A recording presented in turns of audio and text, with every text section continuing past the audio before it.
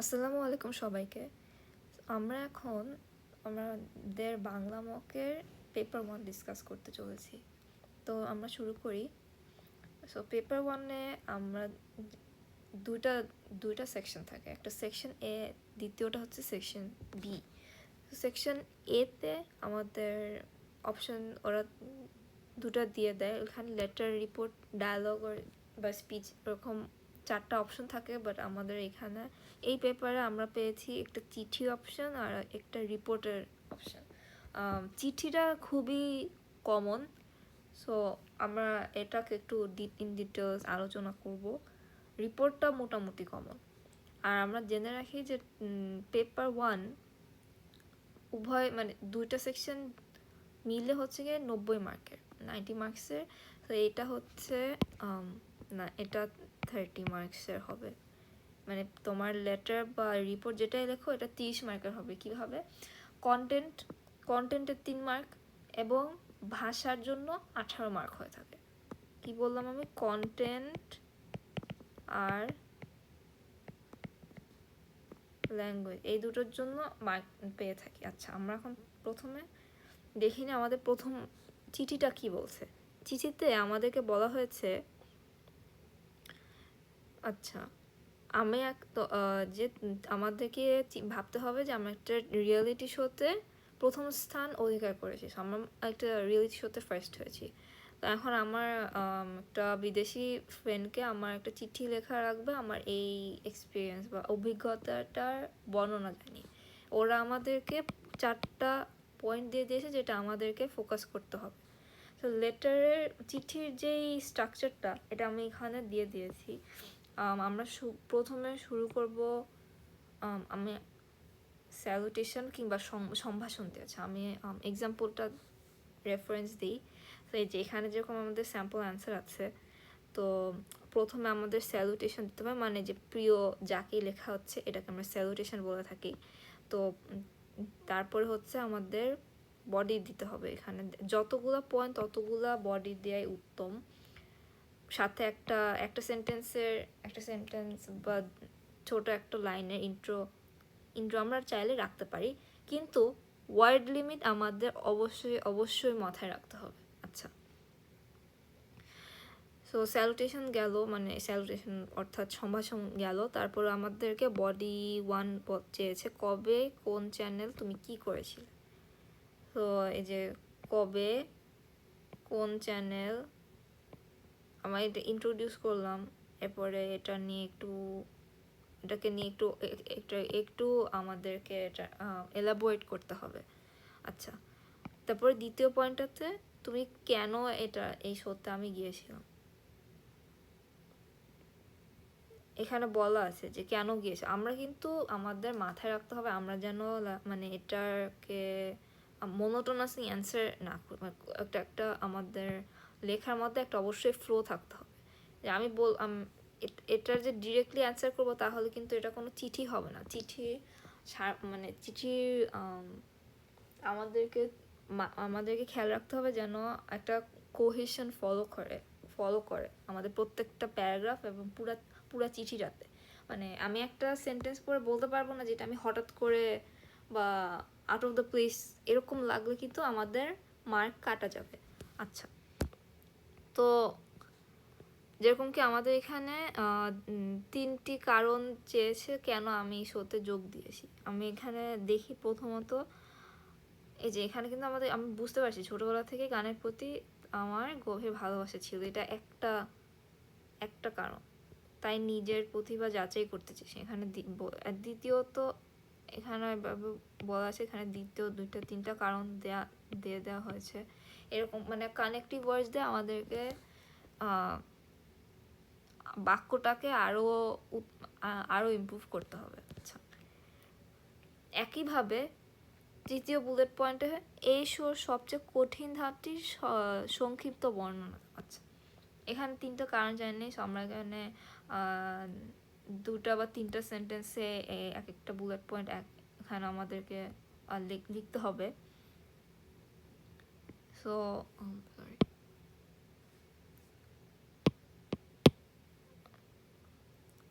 তৃতীয় নম্বর বুলেট পয়েন্টও কিন্তু আমরা এখানে অ্যান্সার দেখতে পাচ্ছি। এই শোয়ের কঠিন ধাপটির সংক্ষিপ্ত বর্ণন। এখানে আমাদের যেরকম কি লেখা হয়েছে, চূড়ান্ত রাউন্ডটি মানে চূড়ান্ত রাউন্ড বলতে ফাইনাল রাউন্ড, চূড়ান্ত মানে ফাইনাল। আচ্ছা, সেখানে মাত্র নোটিসে একটি কঠিন সামথিং সামথিং। সো কেন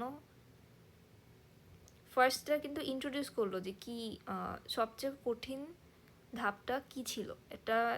এটা হচ্ছে ফাইনাল রাউন্ডটা সবচেয়ে কঠিন ছিল। আচ্ছা, এখন কেন কঠিন ছিল? কারণ এখানে 24 ঘন্টা নোটিসে একটি কঠিন সামথিং পরিবেশন করা হয়েছিল। এটা হলো গিয়ে আমার কারণ। তো তার ফলে কি হলো, আমার দেখা গেল যে মানসিক চাপ মানে আমার মেন্টাল প্রেশার বা স্ট্রেস, শারীরিক ক্লান্তি হাল ছাড়েনি এবং বিচারকদের মন জয় করতে সক্ষম হয়। এটা পরে কি হলো মানে আমি অনেক শারীরিকভাবে ক্লান্ত থাকা সত্ত্বেও বিচারকের আমার পরিবেশনটি ভালো লেগেছিল। আচ্ছা, তারপরে ফোর্থ বুলেট পয়েন্ট আসি। এ ধরনের শোতে অংশগ্রহণে উৎসাহী করতে বন্ধুকে 3টি পরামর্শ দিতে। তো এখানে আবার আমরা এরকম একটা স্ট্রাকচার দিতে পারি, প্রথম, দ্বিতীয়ত, তৃতীয়ত 3টা কারণ, হ্যাঁ, তিনটা পরামর্শ আমার বন্ধুকে দিলাম। তো লাস্টে একটা ছোট্ট মানে কয়েকটা শব্দ খালি একটা লাইন দিতে পারি। এরপরে ইতি তোমার নাম, এটা নেক্সট পরের লাইনে হবে।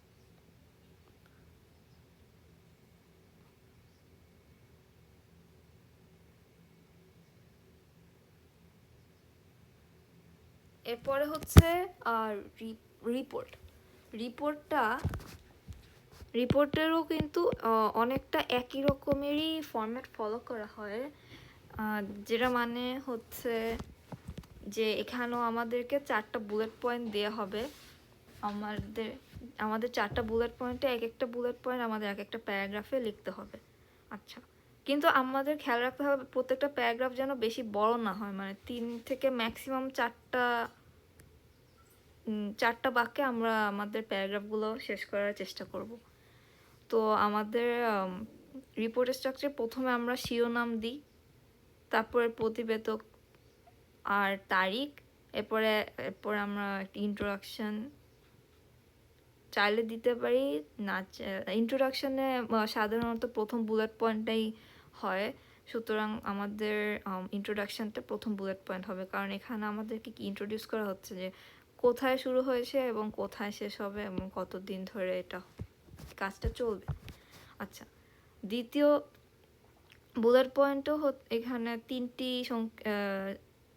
ক্ষতিকর দিক বলা হয়েছে। এখানে 3টা কারণ তো আমার 4টা সেন্টেন্স, কারণ প্রথম সেন্টেন্সে একটা পয়েন্ট, তারপরে হচ্ছে গিয়ে আমার রিজনস, আমার কারণগুলো আমি উল্লেখ করব।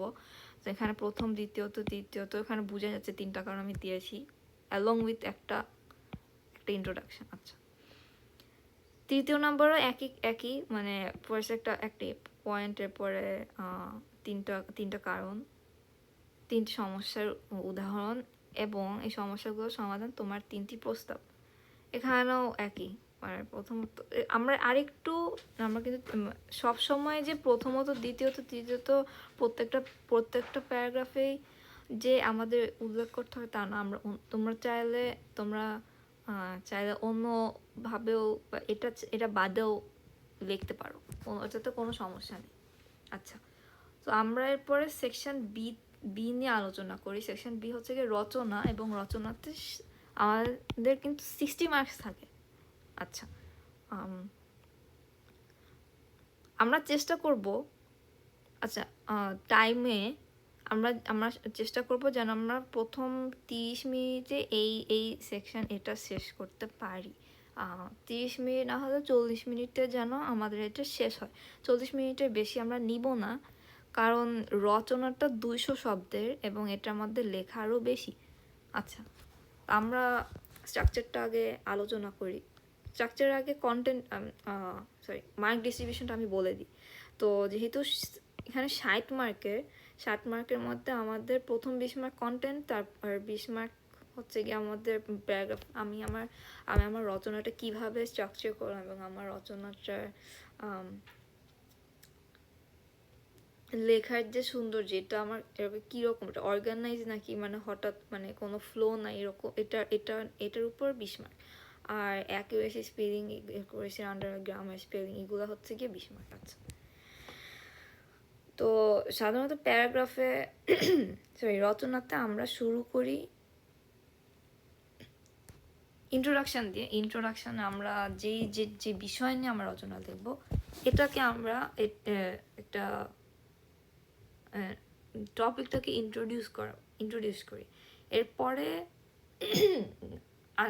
চেষ্টা করব দুইটা বা তিনটা প্যারাগ্রাফ আলাদা, ওটা হচ্ছে কি আমাদের বডি প্যারাগ্রাফ হবে। সো সো বডি প্যারাগ্রাফে সাধারণত আমরা আমাদের আমাদের টার্গেট, আমাদের লক্ষ্য থাকবে যে প্রত্যেকটা প্যারাগ্রাফ একটি বিষয় নিয়ে যেন কথা বলে। একটা প্যারাগ্রাফের মধ্যে আমি অন্য একটা বিষয় নিয়ে কিন্তু আলোচনা করতে পারবো না, এটা করলে আমাদের এখানে মার্ক চলে যাবে। ওকে, সো স্ট্রাকচারটা বডিতে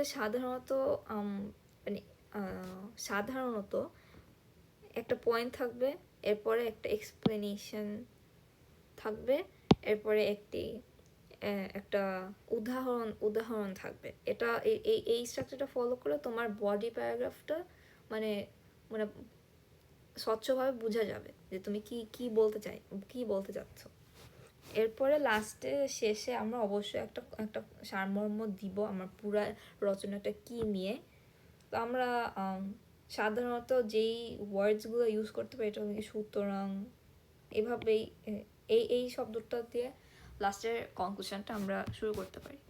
আচ্ছা, আর আরও যে জিনিস খেয়াল রাখতে হবে যে আমরা যদি মার্ক আরও বেশি উঠাতে চাই, আমাদের জটিল বাক্য যথাসম্ভব ব্যবহার করতে হবে।